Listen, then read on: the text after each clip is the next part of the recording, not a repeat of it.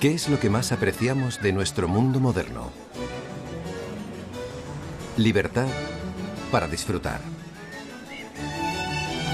para comentar y debatir, para expresar nuestras opiniones, para descubrir cosas, para leer y escribir, y la ciencia y las tecnologías que hacen todo esto posible.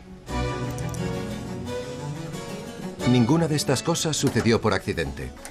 Estas libertades se consiguieron con valentía y perspectiva en un periodo extraordinario de la historia humana.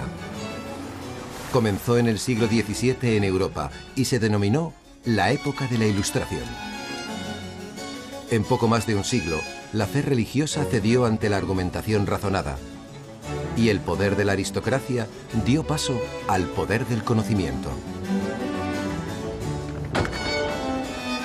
Pero fue una ardua batalla contra la feroz oposición de una iglesia poderosa y unos monarcas despiadados.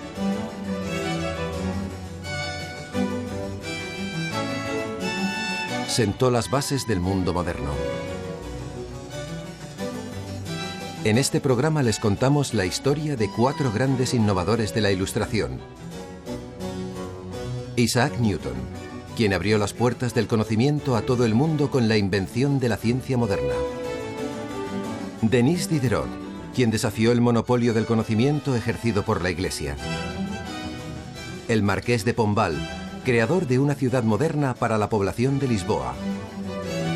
Y Erasmus Darwin, cuyos descubrimientos en el subsuelo profundo lanzaron un ataque a la pretendida posesión de la verdad por parte de la Iglesia. Héroes de la Ilustración, el poder del conocimiento.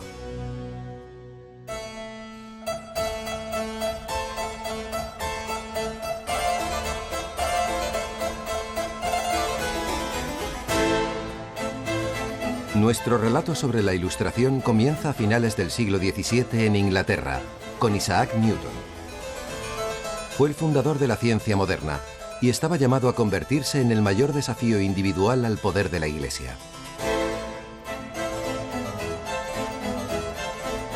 En los albores de este periodo, la vida de la mayoría de la gente se basaba en la obediencia y la fe. Obedecían a la Iglesia, quien les decía que debían obedecer al rey, quien a su vez afirmaba que había sido elegido por Dios. La gente creía lo que decía la Biblia, no lo que averiguaba por sus medios.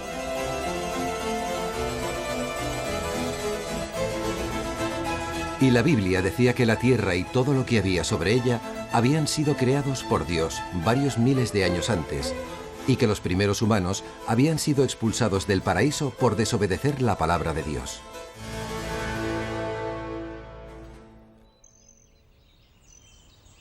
Pero Isaac Newton declaró que el conocimiento no se adquiría por medio de la fe ciega, sino de la observación, y que se podía encontrar no solo en la Biblia, sino en el mundo a nuestro alrededor. Estableció las reglas universales de lo que ahora llamamos ciencia, y una de esas reglas era que todo el mundo podía acceder a ella.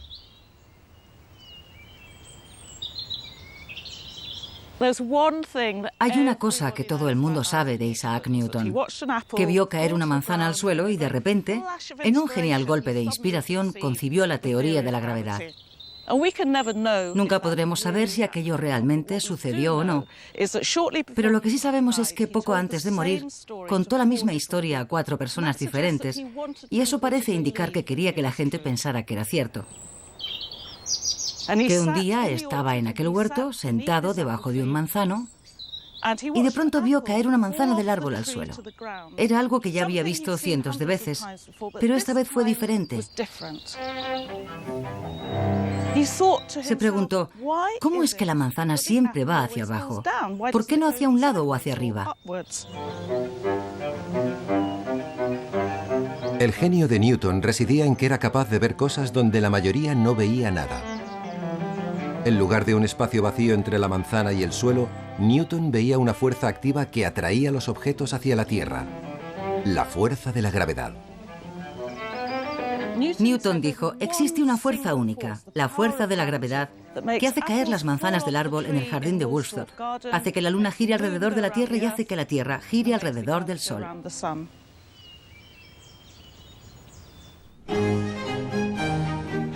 Newton había descubierto una ley inmensa y universal. Sin embargo, estaba en una etapa de su vida, en torno a los 20 años, en que no parecía importarle gran cosa que nadie más se enterara. Redactaba sus descubrimientos en latín, en este libro que casi nadie entendía. Y se enclaustró en la Universidad de Cambridge. Por lo que sabemos, parece que era un hombre muy reservado, difícil e irritable. Como profesor era terrible. Al verlo pasar por la calle, los alumnos decían: ahí va el profesor que da clase a las paredes, lo que significaba que no había nadie en la sala cuando Newton daba clase. Pero el descubrimiento de Newton de que lo que sucedía en la naturaleza seguía unas leyes invisibles y que esas leyes se cumplían en todo lo demás era demasiado importante para mantenerlo oculto en un libro.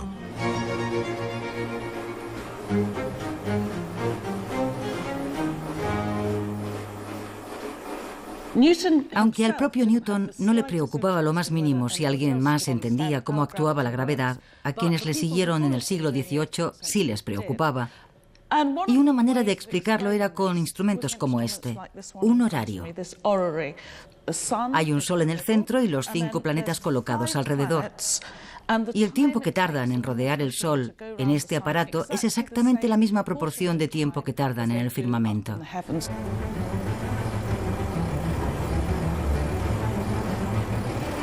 Los profesores universitarios tomaban instrumentos como el horario y se dedicaban a recorrer el país dando conferencias sobre la teoría de la gravedad de Newton, sobre las leyes de la mecánica.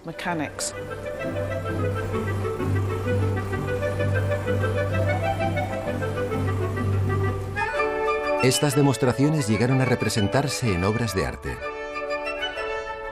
En esta pintura está representada toda la ilustración. Aquí se ve un grupo variopinto de personas, hombres, mujeres y niños, todos ellos en torno a este aparato para presenciar el funcionamiento del sistema solar. Hay un cortinaje verde en la esquina superior, descorrido para mostrar una estantería llena de libros que representan el conocimiento escrito, la palabra.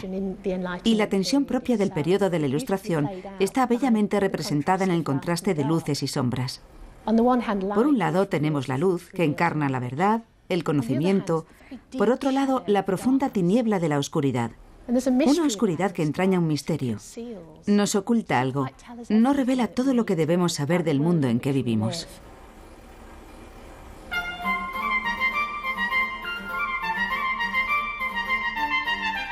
Pero la idea que todo el mundo era capaz de asimilar era que existía una ley universal que hacía que todo se mantuviera en su sitio. Incluso se inculcaba en los escolares haciéndoles imitar el movimiento de los planetas en sus órbitas en el patio del recreo.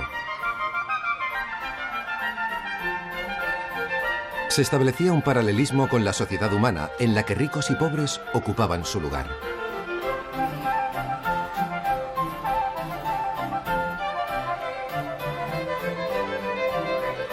Como casi todo el mundo en aquella época, Newton, que era profundamente religioso, pensaba que Dios había puesto los planetas en movimiento y que el universo era eterno e inmutable.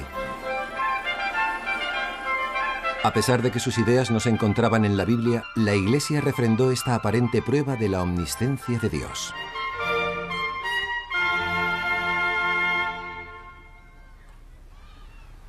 Newton se hacía preguntas sobre el mundo que le rodeaba, pero no era el único. Fue miembro fundador de la Royal Society, la primera asociación científica del mundo, dedicada a divulgar los descubrimientos de la Ilustración. Sus miembros creían en la verdad de la Biblia, pero ya no aceptaban que fuera la única verdad. Tradicionalmente la manera de conocer a Dios era leer la Biblia. Era el libro que contenía la palabra sagrada de Dios dictada por él a Adán. Pero Newton y sus coetáneos dijeron: hay otro libro del que podemos aprender, el libro de la naturaleza. Dios lo ha escrito en un alfabeto diferente y tenemos que descubrir cómo leer ese alfabeto. Así que Newton y sus contemporáneos empezaron a explorar ese libro de la naturaleza.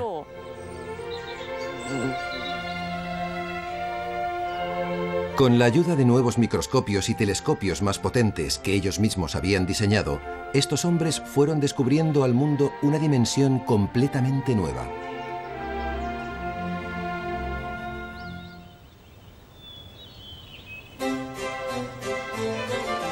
A lo largo de su vida, Newton aparentemente cambió de opinión sobre la importancia de divulgar su obra.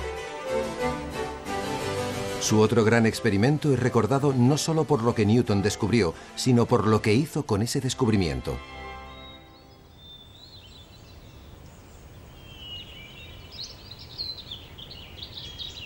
Volvemos al hogar de su infancia. Era el año 1666. Newton comenzó a preguntarse de dónde venían los colores del espectro.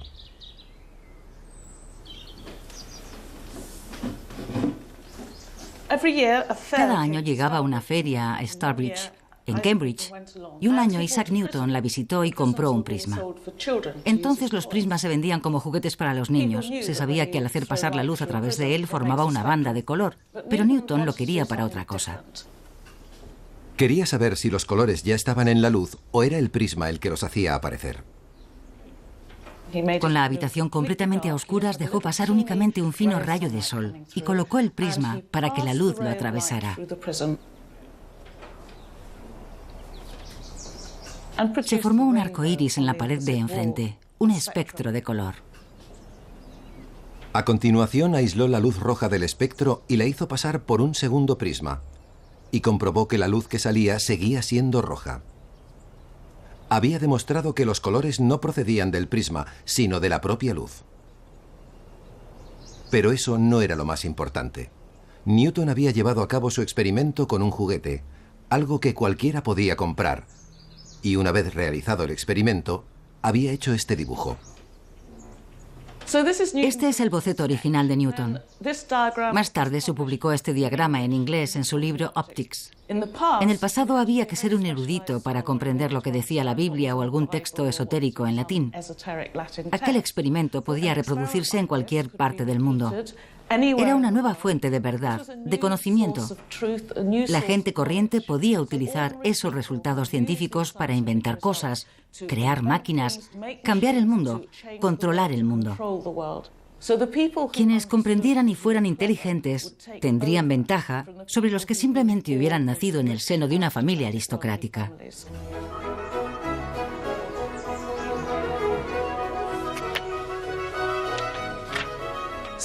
Por tanto, uno de los aspectos más importantes de la Ilustración, simbolizado en experimentos como este, es que no solo se trataba de los conocimientos descubiertos, sino de quién controlaba el conocimiento.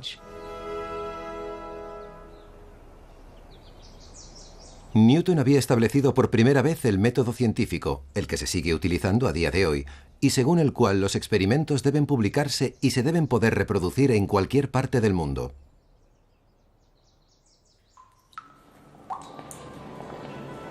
«70 años después, los descubrimientos de la ciencia iban a lanzar un ataque crítico y frontal a la autoridad de la Iglesia.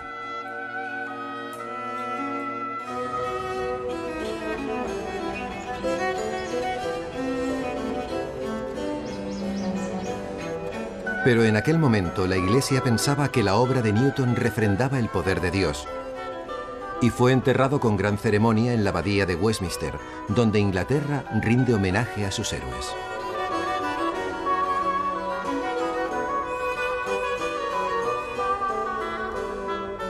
Al funeral de Newton acudieron multitud de admiradores, entre los que se encontraba este hombre, Voltaire. Era el pensador y escritor más audaz y prolífico de Francia, un país que por entonces reprimía implacablemente la libertad de pensamiento y de expresión.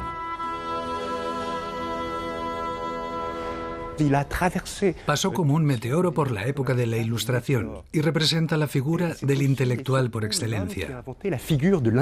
Dicho de otra manera, era el escritor implicado en todos los frentes de su época, defensor de viudas y huérfanos, y de todas las víctimas de los horrores legales cometidos por los regímenes autoritarios. Las cruzadas de Voltaire le obligaron a pasar la mayor parte de su vida en el exilio.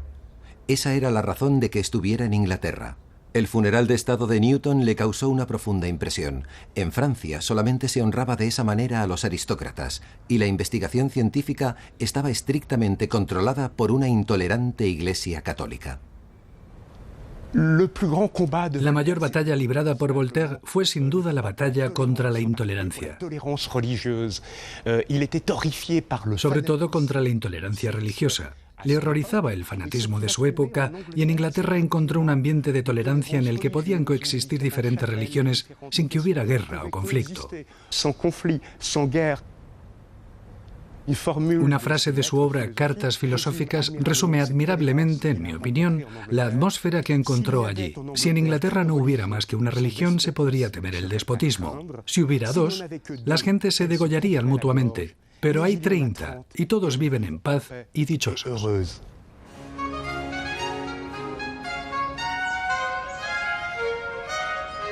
Y esa era solo una de las libertades que Voltaire encontró en Inglaterra.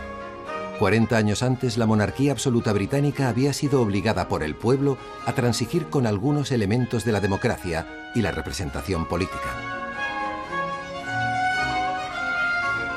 Desde la promulgación de la Carta de Derechos de 1689, el derecho británico proclama la separación de los poderes ejecutivo, legislativo y judicial. Los poderes del rey estaban limitados por el Parlamento, los jueces y los funcionarios públicos. El rey no podía subir impuestos, ni aprobar leyes, ni declarar la guerra sin el consentimiento del Parlamento. Y este sistema, en el que había un equilibrio entre los tres poderes, promovía mucho más la libertad que el régimen absolutista francés, en el que todos los poderes se concentraban en el rey. En Inglaterra, Voltaire encontró también la libertad, que a su juicio era la más importante de todas.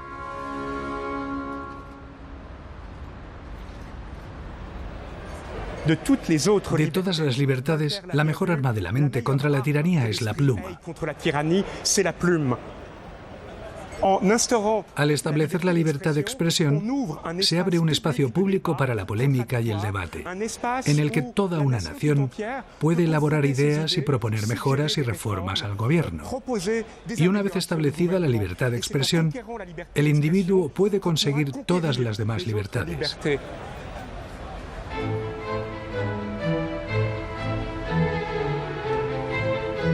Voltaire dedicó el resto de su vida a la cruzada por la libertad de expresión y de prensa, a través de 20.000 cartas y decenas de novelas y obras de teatro. Pero en la Francia de la época de Voltaire, aquello no era más que una ensoñación. Aquí, ideas subversivas sobre la igualdad, la libertad y la libertad de expresión solo podían exponerse a puerta cerrada, en salones como los que se ven aquí, en los que el busto de Voltaire, que como de costumbre continuaba en el exilio, ocupaba un sitio de honor.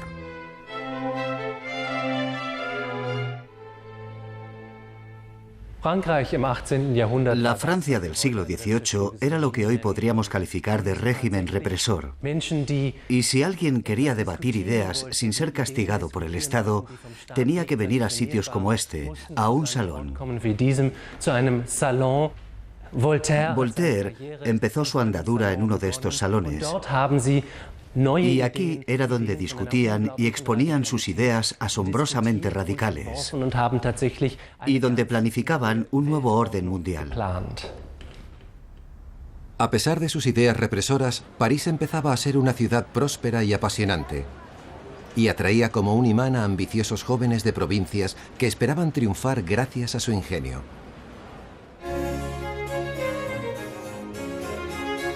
Uno de ellos era este hombre, Denis Diderot. A diferencia de Voltaire, Diderot no pertenecía a la élite aristocrática. Su gran obra fue la primera enciclopedia de Francia, el motor de la Ilustración.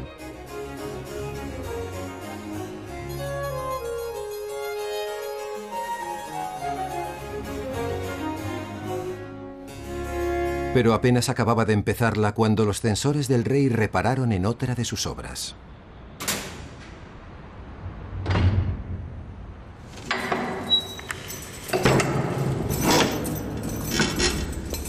En 1749, Diderot fue encarcelado en el castillo de Vincennes, en una celda como esta. Puede que en esta misma. Había osado escribir un libro en el que afirmaba que el conocimiento provenía de los sentidos y no de la revelación celestial. Para el rey, eso era provocación suficiente para encarcelarlo.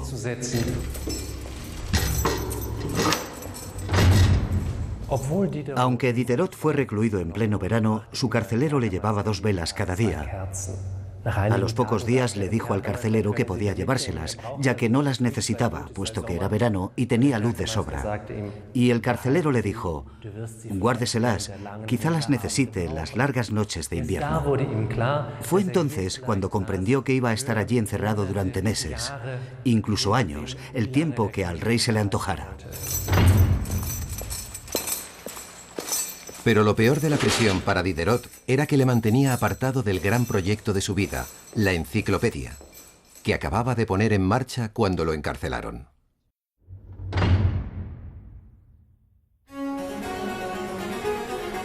Su idea era reclutar a los mejores cerebros del momento y elaborar una serie de libros que abarcaran no solo ideas y filosofía, sino también técnicas y oficios explicados con todo detalle. Hasta entonces nunca se había pensado en documentar conocimientos tan provechosos como estos, pero Diderot y sus colegas consultaron a gente sencilla a la que nadie se había molestado antes en escuchar.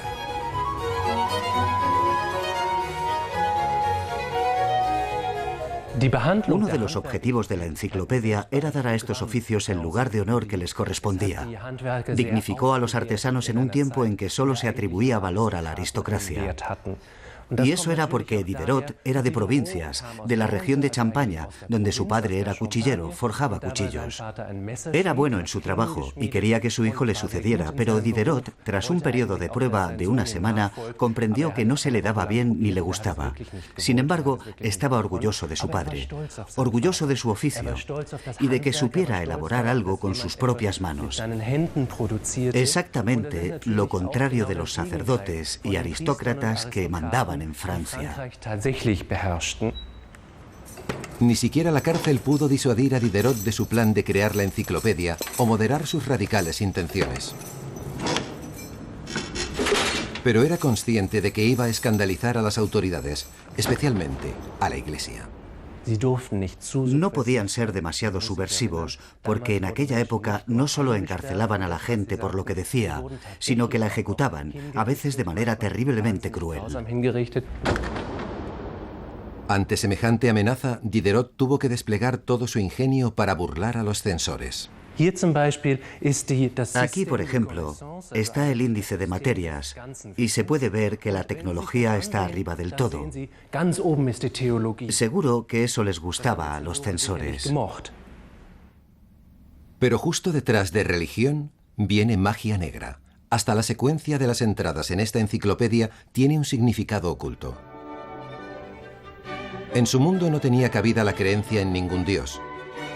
Lanzó ataques a la Iglesia a través de toda su obra, incluso mediante un sistema de referencias cruzadas, como las que conectan Eucaristía con canibalismo. Además de enemigos, su ingenio y su osadía le procuraron amigos, y por suerte para Diderot, entre ellos estaba la amante del rey, Madame de Pompadour. Fue incluso retratada con su propio ejemplar de la enciclopedia. Con tales amistades en las altas esferas, Diderot fue liberado después de pasar 3 meses en la cárcel.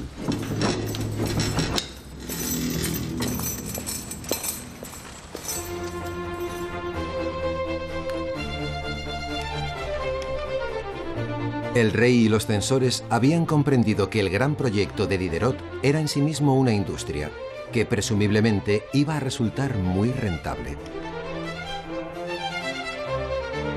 A pesar del acoso constante de la Iglesia durante los 26 años siguientes, Diderot y sus colegas se emplearon a fondo para dar vida a su gran obra.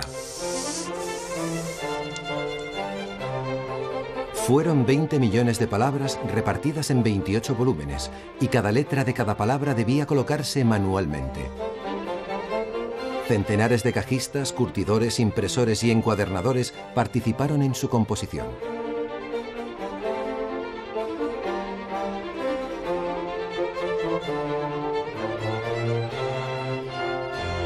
Diderot había pagado un alto precio por trabajar en la enciclopedia. Había pasado 3 meses entre rejas, pero al fin, en 1751, pudo sostenerla en sus manos. Allí estaba el primer volumen, que iba a tener un éxito descomunal. Su reclusión, junto con la enciclopedia, le habían convertido en un hombre famoso, y eso era precisamente lo que quería. Recibió una carta de Voltaire en la que le felicitaba y le llamaba el Sócrates de la modernidad. La vasta empresa de Diderot hizo al fin realidad su ambición al conseguir respeto y reconocimiento para la gente corriente. Aunque la mayoría de esa gente tenía pocas oportunidades de enterarse. La enciclopedia era un libro muy caro. Costaba alrededor de 980 libras. Si lo ponemos en el contexto de la época, un artesano experto ganaba con suerte unas 15 libras a la semana y por tanto nunca habría podido permitírsela. Quienes la compraban pertenecían en su mayoría a la élite social. Incluso para aquellos que podían permitírselo, comprar un libro seguía siendo una práctica arriesgada. Aproximadamente la mitad de los libros publicados en Francia en el siglo XVIII eran libros prohibidos, cuya venta se hacía bajo el mostrador, en secreto. Y la misma enciclopedia estuvo varios años prohibida, pero Diderot decía que un libro prohibido es un libro leído. Diderot comprendió que la controversia estaba contribuyendo a dar publicidad a la enciclopedia, y a pesar de los riesgos, su éxito desencadenó un gran boom en el mundo editorial de la época. La emoción de tener acceso a las ideas, a la información, al mundo en general, se adueñó de todos los sectores de la sociedad y hasta el pueblo llano aprendió a leer. El gran sueño de Diderot de poner todo el conocimiento a disposición del mundo se hacía realidad.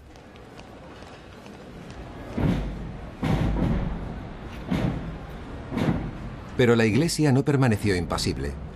Su máxima autoridad, el Papa, condenó la enciclopedia y ordenó su quema. Declaró que el católico que se atreviera a leerla se enfrentaría a la condena eterna.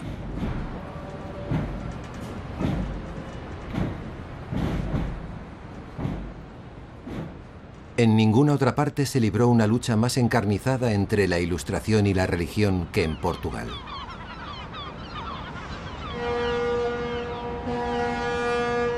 Aquí, la Ilustración pudo prevalecer gracias exclusivamente a un acontecimiento imprevisto, una catástrofe que asoló su rica capital y cuyas consecuencias en general iban a socavar la autoridad de la Iglesia en todo el mundo hasta hoy.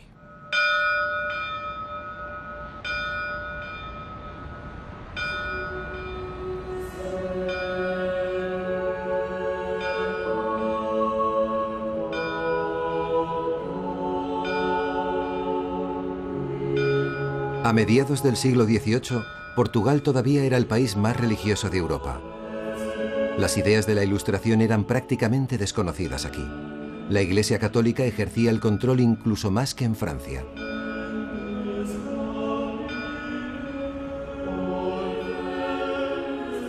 Los sacerdotes contaban a la gente que Dios impondría castigos terribles a los pecadores al morir. Y un tribunal religioso llamado de la Inquisición podía condenar a la gente a morir en el garrote, decapitada o en la hoguera.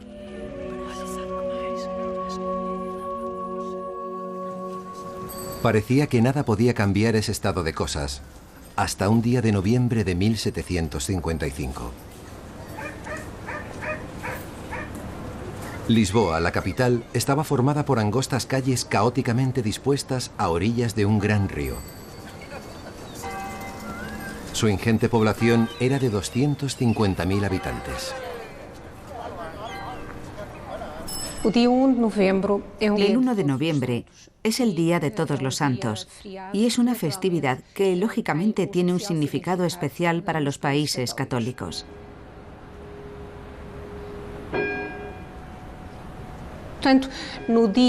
La mañana del 1 de noviembre de 1755, la población de Lisboa acudió en masa a sus múltiples iglesias y lugares sagrados.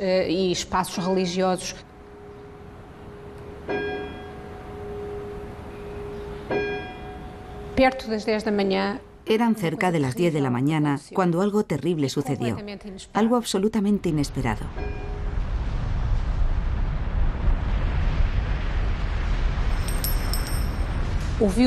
Se oyó un ruido estremecedor y de pronto la gente empezó a ver cómo la ciudad se desmoronaba a su alrededor. Lisboa estaba sufriendo un descomunal terremoto.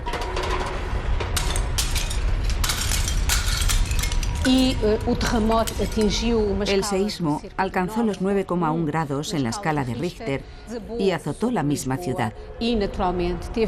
Por eso sus efectos fueron increíblemente violentos y destructivos. Mientras la ciudad se derrumbaba a su alrededor, algunos de los que consiguieron escapar de las iglesias murieron de todas formas en las calles, aplastados por otros desplomes de edificios. Quienes sobrevivieron intentaron salvar la vida huyendo hacia el río. Solo para ver cómo un gigantesco tsunami se les venía encima. Murieron ahogados allí mismo. Más tarde, un incendio salvaje devoró la ciudad, añadiéndose a la hecatombe. Decenas de miles de personas murieron aquel día. Los habitantes de Lisboa habían hecho lo que los sacerdotes les habían dicho que hicieran. Habían acudido a la iglesia, habían rezado. Pero un espantoso castigo había caído sobre ellos de todos modos. Querían saber por qué.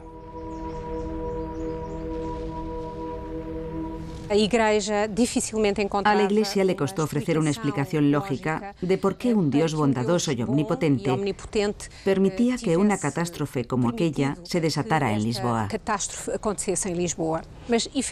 En efecto, lo único que la Iglesia podía hacer era aconsejar a la gente que rezara a Dios, a ese mismo Dios que había originado la catástrofe. Había un sacerdote en particular que congregaba a los ciudadanos para incitarles a arrepentirse, diciéndoles que Dios había mandado el terremoto, el fuego y el tsunami para castigarles por sus pecados. Gabriel Malagrida era un sacerdote jesuita de origen italiano que ya se había significado en la ciudad de Lisboa y había adquirido una fama casi mítica como predicador. Sus sermones se tomaban muy en serio. La gente le escuchaba con gran atención. Y él les decía que hicieran una sola cosa: rezar. No ayudar en los esfuerzos para reconstruir la ciudad. Pero no quedaban iglesias en donde rezar. La mayoría había quedado en ruinas. El terremoto también destruyó la fe de personas que estaban a cientos de kilómetros de allí. La incapacidad de la Iglesia para explicar todo aquello tuvo graves repercusiones en toda Europa.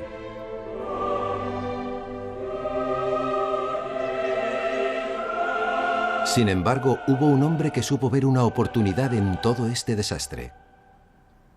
El Marqués de Pombal era uno de los pocos portugueses que había tenido acceso a las nuevas ideas de la Ilustración.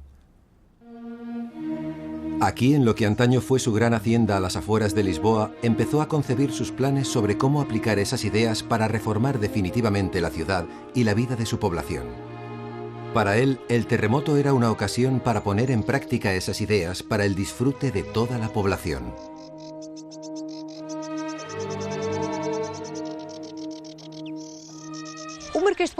El Marqués de Pombal fue una personalidad destacada del siglo XVIII. Había sido ministro plenipotenciario, en otras palabras, embajador, primero en Londres y después en Viena, Austria. Y su experiencia en esas dos capitales, en un momento en que la cultura europea estaba cambiando, le permitió tener una visión diferente de cómo podía ser el futuro para Portugal.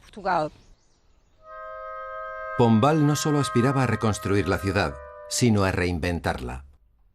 Tenía la visión de construir a base de piedra y teja lo mismo que Diderot había hecho en la imprenta: llevar la Ilustración al pueblo llano y reducir los privilegios de la Iglesia y la aristocracia. Pombal era la mano derecha del rey, no un ateo como Diderot, ni un plebeyo como Newton. Su plan era aprovechar el poder del rey para tener acceso a las riquezas de la Iglesia, no para él, sino para el pueblo.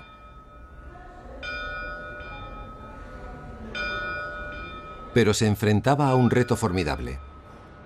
Aquí la Iglesia y el rey monopolizaban el poder, así como las riquezas del gran imperio portugués.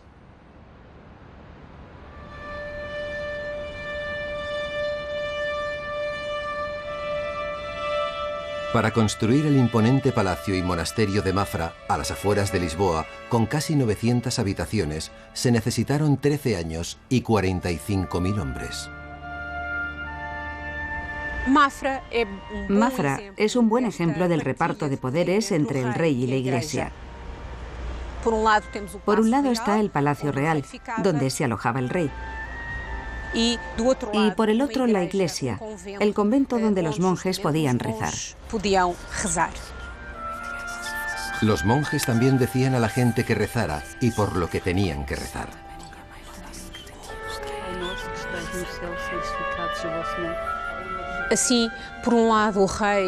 El rey creía en el derecho divino y en que su poder emanaba de Dios. Y la Iglesia le garantizaba el contacto directo con el pueblo llano y que éste acatara su autoridad. Los monjes que vivían aquí disfrutaban de todos los lujos. Almorzaban en mesas fabricadas con maderas exóticas, talladas por esclavos, y caminaban sobre suelos de mármol. El monasterio había quedado intacto tras el terremoto al estar lejos de Lisboa.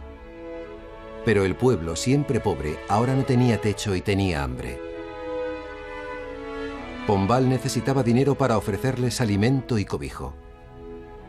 Convenció al rey de que financiar la reconstrucción y modernización de Lisboa le procuraría el favor absoluto de su pueblo. También se dio cuenta de que ya contaban con las técnicas necesarias para acometer la obra. Y la prueba la tenía en el acueducto, que traía agua desde 60 kilómetros de distancia y la almacenaba para el consumo de la ciudad. Y había resistido el embate del terremoto. Estas aguas permitieron hacer frente a las dos necesidades más acuciantes. El acueducto proporcionó agua potable en cantidad suficiente a todo el mundo y ayudó a combatir el incendio que arrasó Lisboa, destruyendo gran parte de la ciudad. Para Pombal, el acueducto representaba la ciencia de Newton aplicada para mejorar la vida de la gente. Pombal pensó que podía usar esos mismos conocimientos para reconstruir Lisboa. Sustituiría la caótica distribución de la antigua ciudad por las líneas geométricas de la arquitectura clásica y utilizaría las tecnologías más novedosas. Mediante un nuevo sistema de alcantarillado, canalizó los residuos que en otro tiempo se deslizaban sin más calle abajo. Las primeras estructuras antisísmicas de la historia protegerían contra futuros terremotos.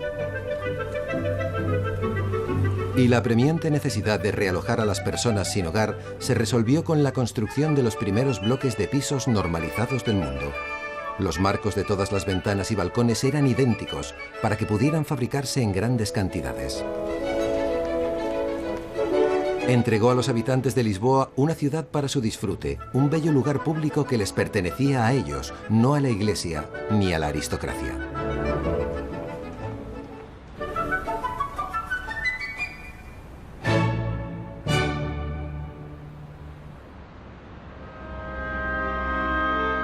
El éxito del gran proyecto de reconstrucción de Pombal debilitó el poder de la Iglesia sobre el pueblo.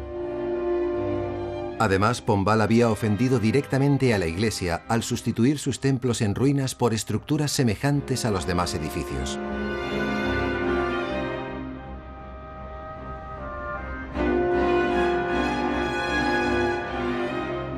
Los mandatarios de la Iglesia estaban indignados y el jesuita Gabriel Malagrida se erigió en representante de su oposición a Pombal. Malagrida se embarcó en una campaña de rabiosa propaganda contra Pombal, redactando panfletos y enviando cientos de cartas a influyentes católicos de toda Europa, incluido el máximo dirigente de la Iglesia, el Papa.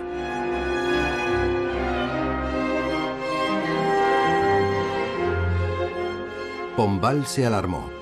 No podía correr el riesgo de que la Iglesia recuperara su poder de antaño. Confiando de momento en el apoyo y la gratitud del rey, se atrevió a dar otro paso. Decidió aplicar un castigo ejemplar a Malagrida por un supuesto delito de blasfemia y ordenó su ejecución.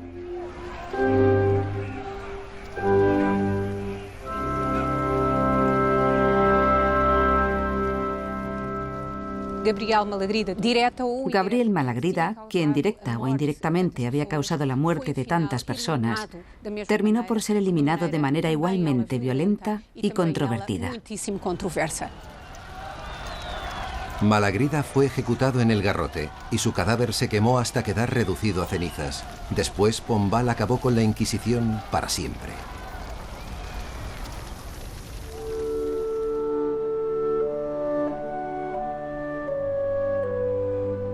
Al fin, Pombal podía traer a Portugal la sabiduría de la Ilustración.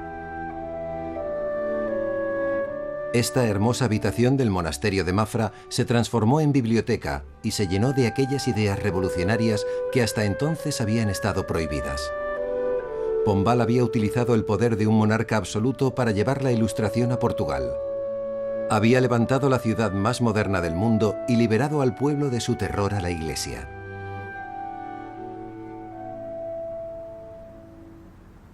Mientras, en Inglaterra, la tecnología abrazada por Pombal ya estaba haciendo avanzar al mundo hacia la revolución industrial.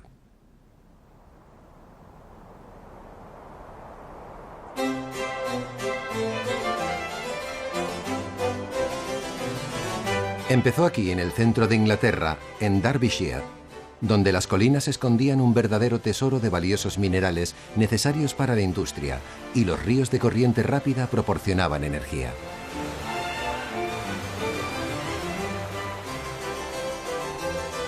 En 1721 se instaló en la apacible localidad de Derby la primera fábrica del mundo, un telar de seda.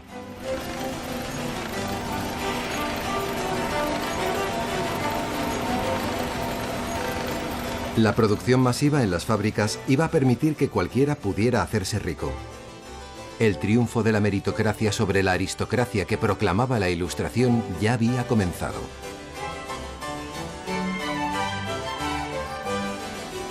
Erasmus Darwin, abuelo de Charles Darwin, estaba en el centro de todo esto. Nacido 4 años después de la muerte de Newton, Darwin era médico, poeta, filósofo e inventor. Sus amplios intereses le inspiraron para lanzar el ataque definitivo de la Ilustración a la autoridad de la Iglesia.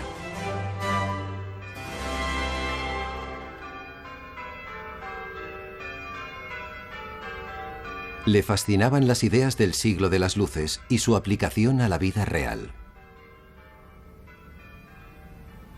Erasmus Darwin pertenecía a una clase completamente nueva, optimista, apasionada, agresiva, que vivía de su ingenio. No habían heredado fortunas, tenían que sobrevivir por sus propios medios. Para Darwin, la clave estaba en comprender, manejar y dirigir aquel mundo en rápida transformación que les rodeaba. Los amigos de Darwin eran figuras estelares de la filosofía natural, la innovación y la industria. Inspirándose en ellos, Darwin plasmó sus propias ideas e inventos en este libro.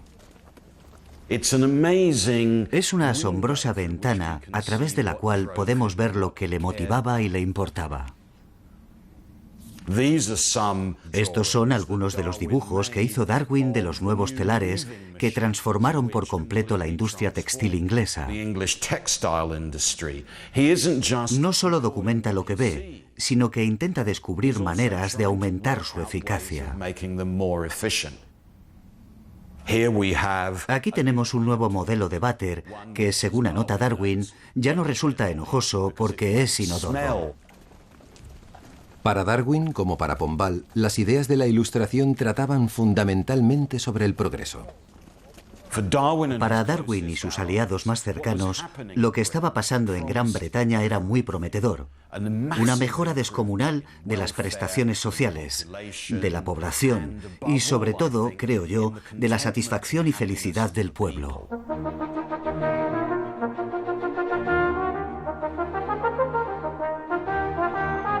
Por su profesión de médico, Darwin estaba obligado a recorrer grandes distancias para visitar pacientes. En uno de esos viajes, sus contactos en la industria le dieron la ocasión de hacer su mayor descubrimiento.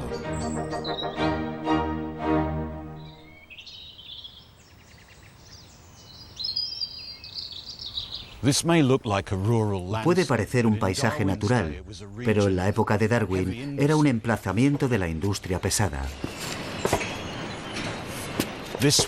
Aquí era donde los canteros y mineros excavaban las profundidades de la tierra a través de cuevas naturales para extraer minerales y sustancias químicas que después se emplearían en las fábricas de los amigos de Darwin. Cerámica, textil, industrias que capitaneaban la industrialización de Gran Bretaña. Cuevas como esta dieron a Darwin la oportunidad de investigar la respuesta a la pregunta más importante de todas: ¿de qué estaba hecha la propia Tierra y todo lo que había en ella?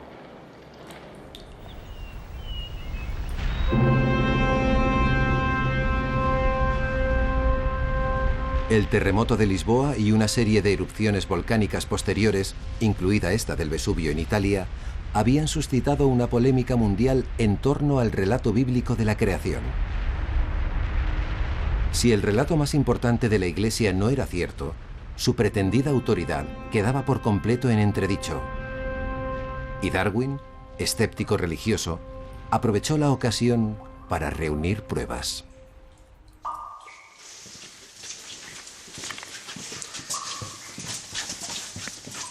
Para inspeccionar esta profunda cueva, hizo que lo bajaran por un hueco con una cuerda. Una aventura peligrosa.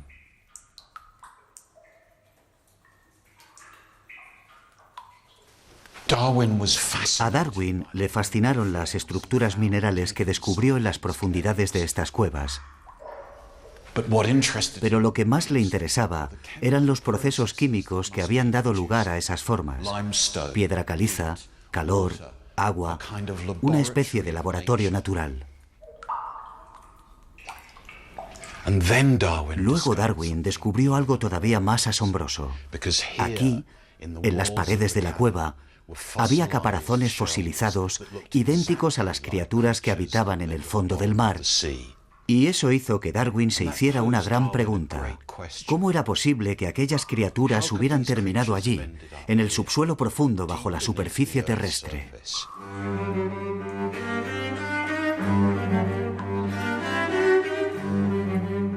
Darwin comprendió que aquello solo podía haber sucedido si la Tierra estaba en constante movimiento desde hacía millones de años, mucho antes de lo que la Biblia afirmaba. Y si en una época todo hubiera estado cubierto por los océanos.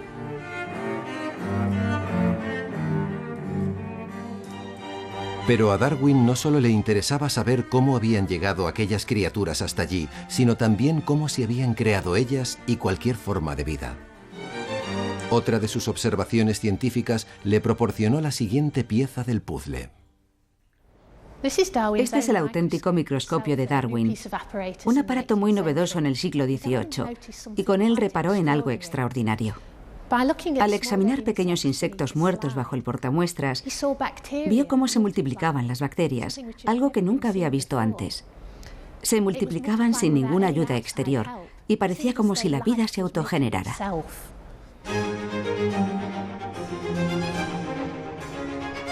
Si se producía vida en una habitación cálida, pensó Darwin, también pudo haber sucedido en las aguas templadas de los océanos.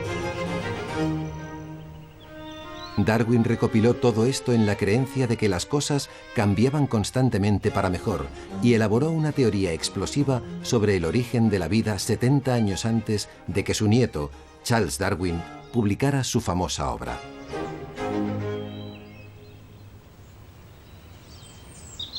He aquí una descripción de ese magnífico proceso. Sería demasiado aventurado Imaginar que, tal vez millones de años antes del comienzo de la historia de la humanidad, todos los animales de sangre caliente surgieron de un filamento vivo, con la facultad de seguir mejorando por su propia actividad inherente y de transmitir esas mejoras por generación al mundo sin fin de la posteridad.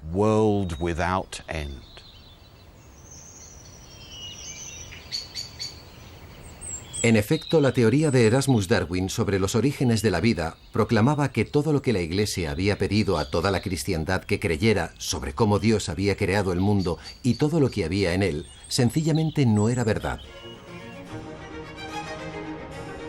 Darwin había utilizado la ciencia para cuestionar a su peor enemigo en términos indiscutibles.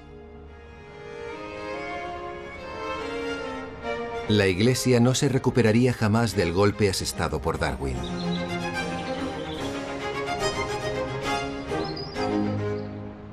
De Newton a Darwin, la ciencia fue despojando a Dios de su papel hacedor en el universo y situando al ser humano en el centro de todo. La Ilustración había inundado el mundo occidental de libros repletos de ideas de libertad, progreso y razón. Había declarado la guerra al poder y a la autoridad de la Iglesia y había desplegado nuevas tecnologías para mejorar la vida de la gente corriente. Pero las monarquías absolutas y las élites acomodadas seguían teniendo el control. En el siguiente programa les contaremos la historia de 3 hombres que intentaron cambiar las sociedades en las que vivieron poniendo en práctica las ideas de la Ilustración. Gracias a su empeño, la organización del gobierno, los derechos de los individuos y la misma estructura de la sociedad se transformarían para siempre.